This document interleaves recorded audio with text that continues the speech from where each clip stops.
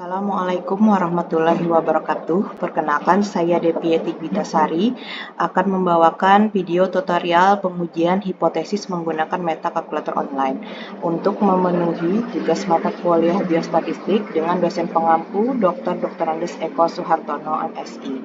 Baiklah, sebelum kita melakukan uji menggunakan metakalkulator, sebelumnya sedikit kita akan mengulang tentang apa itu pengujian hipotesis. Hipotesis yaitu suatu pernyataan yang masih lemah kebenarannya dan perlu dibuktikan atau dugaan yang sifatnya masih sementara. Hipotesis ini perlu untuk diuji untuk kemudian diterima atau ditolak.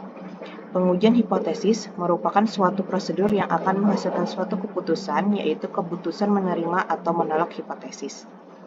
Adapun prosedur pengujian hipotesis, yang pertama yaitu menentukan formulasi hipotesis, yang kedua menentukan taraf nyata atau signifikan level, yang ketiga menentukan kriteria pengujian, yang keempat menentukan nilai uji statistik, dan yang terakhir yaitu membuat kesimpulan.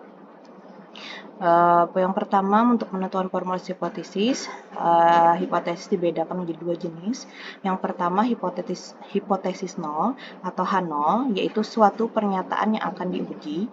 Hipotesis tersebut tidak memiliki perbedaan atau perbedaannya nol dengan hipotesis sebenarnya.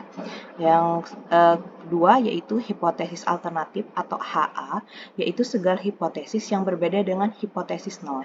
Pemilihan hipotesis ini tergantung dari sifat masalah yang dihadapi. Berikut ini adalah contoh penentuan formulasi hipotesis. Pada soal pertama yaitu berdasarkan informasi yang dikemukakan di kelas bahwa rata-rata tinggi badan mahasiswa S2 Kesmas tahun 2023 adalah 160 cm, maka H0 yaitu tinggi badan sama dengan 160 cm dan HA sama dengan tinggi badan tidak sama dengan 160 cm. Kemudian untuk soal kedua, berdasarkan informasi yang dikemukakan di kelas bahwa rata-rata berat badan mahasiswa S2 Kesmas tahun 2023 adalah 60 kg, maka hipotesisnya H0 yaitu berat badan sama dengan 60 kg dan HA berat badan tidak sama 60 kg. Kemudian selanjutnya untuk soal ketiga, berdasarkan pernyataan di kelas bahwa tinggi badan mahasiswa pria sama dengan tinggi badan wanita, maka H0-nya yaitu tinggi badan perempuan, tinggi badan pria sama dengan tinggi badan wanita. Kemudian untuk HA, tinggi badan pria tidak sama dengan tinggi badan wanita. Selanjutnya soal yang keempat, berdasarkan pernyataan di kelas bahwa berat badan mahasiswa pria sama dengan berat badan mahasiswa wanita, maka H0 yaitu berat badan pria sama dengan berat badan wanita dan HA yaitu berat badan pria tidak sama dengan berat badan wanita. Empat soal ini yang akan nanti kita uji menggunakan metakalkulator online. Selanjutnya, sebelum kita melakukan uji, sebelumnya kita akan menentukan taraf nyata signifikansi level. Signifikan level atau level signifikansi yaitu besarnya batas toleransi dalam menerima kesalahan hasil hipotesis terhadap nilai parameter populasinya. Besarnya taraf nyata bergantung pada keberanian pembuat keputusan yang dalam hal ini beberapa besarnya kesalahan yang akan ditolerir. Pada pengujian kali ini, untuk taraf signifikansinya yaitu sebesar 95% atau nilai alfa sebesar 0,05. Sebelum melakukan uji, kita akan menentukan kriteria pengujian yang terlebih dahulu. Kriteria pengujian yaitu bentuk pembuatan keputusan dalam menerima atau menolak hipotesis nol dengan cara membandingkan nilai P atau p-value dengan nilai statistiknya sesuai dengan bentuk pengujiannya, yaitu kriteria pertama, terima H0 jika nilai p-value atau signifikansinya lebih dari 0,05 dan tolak H0 jika nilai P atau p-value-nya signifikansi levelnya kurang dari 0,05. Baiklah, selanjutnya kita akan menentukan nilai uji statistik menggunakan metakalkulator online. Pertama-tama kita buka Google, kemudian kita search, kita ketik metakalkulator, kemudian enter, kemudian akan muncul pilihan metakalkulator, lalu kita klik. Nah, nanti akan muncul tampilan seperti ini, akan ada pilihan uji yang ingin digunakan. Karena kita akan melakukan uji hipotesis, maka kita akan menggunakan t-test kalkulator. Kemudian kita klik tes kalkulator dan akan keluar tampilan seperti ini. Di sini ada penjelasan bahwa kalkulator UJT digunakan untuk menentukan misalnya apakah rata-rata dua kumpulan data berbeda secara signifikan satu sama lain. Kalkulator UJT adalah kalkulator UJT online tercanggih dan komprehensif. Kalkulator UJT siswa dapat melakukan 1 uji T sampel, 2 uji T berpasangan, dan 2 uji T tidak berpasangan. Halaman hasil akan memberikan skor T, perbedaan kesalahan standar, derajat kebebasan, nilai P2 sisi, perbedaan rata-rata, dan rentang kepercayaan. Anda dapat memilih interval kepercayaan. Baiklah, sebelumnya kita akan ulang kembali dulu soal yang akan kita uji.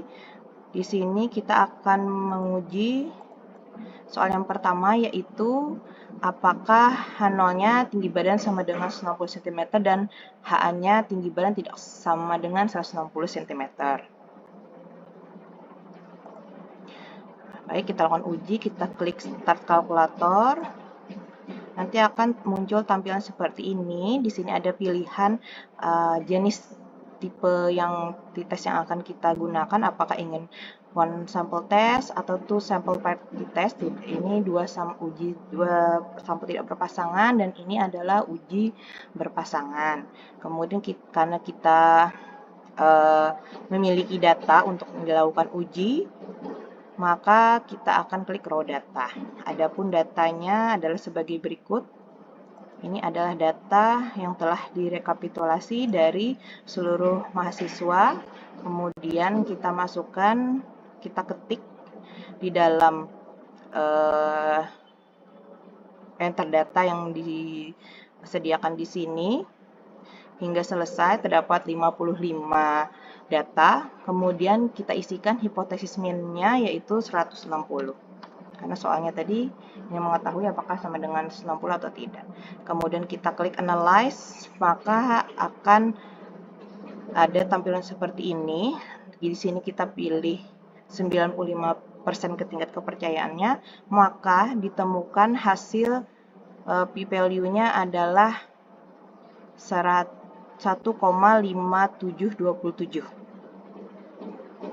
Baik, ini adalah untuk jawaban soal pertama. Selanjutnya kita akan menguji soal yang kedua, yaitu dengan H0-nya berat badan sama dengan 60 kg dan HA-nya berat badan tidak sama dengan 60 kg.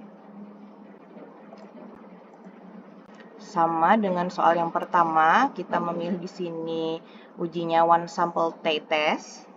Kemudian kita masukkan data di sini sesuai dengan data yang telah kita miliki berikut ini. Kita klik di sini 52 untuk data yang pertama hingga nanti data yang ke-55. Kemudian kita isikan hipotesis min-nya karena yang hipotesis kita adalah berat badan sama dengan 60 kg atau berat badan tidak sama 60 kg, maka kita isikan di sini 60. Kemudian kita klik analyze dan diperoleh total p-value-nya yaitu 0,6069. Baik, selanjutnya kita akan melanjutkan ke soal yang ketiga. Soal ketiga ini kita akan melakukan uji data yang tidak berpasangan, di mana tinggi badan mahasiswa pria dibandingkan dengan tinggi mahasiswa wanita, dengan H0-nya tinggi badan pria sama dengan tinggi badan wanita, atau HA-nya tinggi badan pria sama dengan tinggi badan wanita. Untuk uji melakukan meta kalkulator online ini, untuk pilihannya kita klik to sample unvariety test. Kemudian kita klik raw data, kemudian kita lakukan enter data. Di bagian tabel sebelah kiri ini, jalur sebelah kiri ini yang X1, XI, mohon maaf XI maksudnya, di sini kita isikan dengan tinggi badan pria karena variabel pertama yang ingin diuji adalah tinggi badan mahasiswa pria. Kemudian untuk Y1-nya adalah tinggi badan mahasiswa perempuan. Nah, kita isikan sesuai dengan tabel yang telah kita punyai, data mahasiswa tinggi badannya. Kemudian kita masukkan di sini. Di sini merupakan tinggi badan pria, kita klik yang data pertamanya 173 cm, kita isikan hingga seluruh mahasiswa pria sudah tertulis di sini. Kemudian untuk tinggi badan wanita kita isikan juga hingga seluruhnya hingga akhir.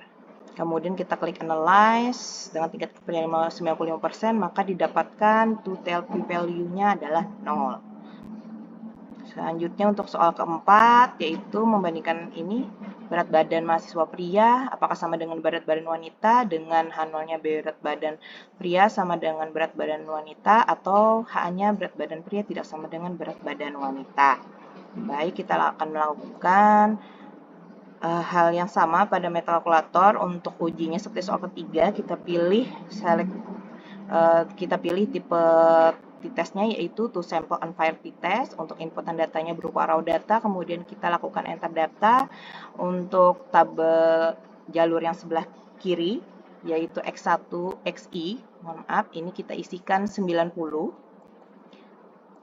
Untuk data berat badan laki-laki yang pertama di sini sesuai dengan data yang tadi sudah kita kumpulkan. Kemudian sampai akhir kita isikan untuk tinggi badan mahasiswa prianya. Kemudian untuk di jalur sebelah kanan ini adalah Y1 yang merupakan data berat badan wanita. Jadi kita isikan di sini sesuai dengan berat badan wanita seluruhnya dari awal hingga nilai data akhir. Ini berat badan mahasiswa yang terakhir. Kemudian kita klik analyze, maka didapatkan nilai total p-value-nya adalah 0,0048. Baik, sudah kita lakukan 4 uji hipotesis menggunakan metakalkulator. Saya rasa sangat mudah untuk menggunakannya karena hasilnya langsung keluar. Jadi ketika kita memasukkan data, kita klik analyze, sudah keluar data yang kita inginkan. Baik, setelah selesai menentukan nilai uji statistik menggunakan metakalkulator, maka kita akan membuat kesimpulan berdasarkan nilai p-value yang telah kita dapat tadi. Maka untuk soal yang pertama, kesimpulannya adalah nilai P 1,575, mohon maaf. Untuk yang soal pertama, nilai P 1,5727 lebih besar daripada 0,05, maka H0 diterima, yaitu bahwa tinggi badan rata-rata mahasiswa S2 Kesmas tahun 2023 adalah 160 cm.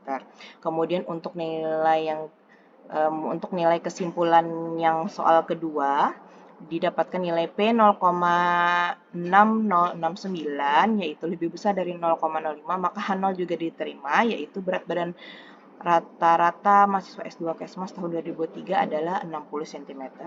Kemudian untuk soal yang ketiga, tadi sudah kita hitung juga, maka nilai P didapat adalah 0, di mana itu lebih kecil dari 0,05, maka H0 ditolak, yaitu bahwa tinggi badan pria tidak sama dengan tinggi badan wanita. Dan untuk soal yang keempat, dapatkan nilai P 0,048 yang lebih kecil dari 0,05, maka H0 juga ditolak, yaitu bahwa berat badan mahasiswa pria tidak sama dengan mahasiswa wanita. Baik, setelah kita melakukan uji hingga membuat kesimpulan, demikian tutorial pengujian hipotesis menggunakan metakalkulator. Salah hilap mohon maaf, semoga bermanfaat. Terima kasih. Wassalamualaikum warahmatullahi wabarakatuh.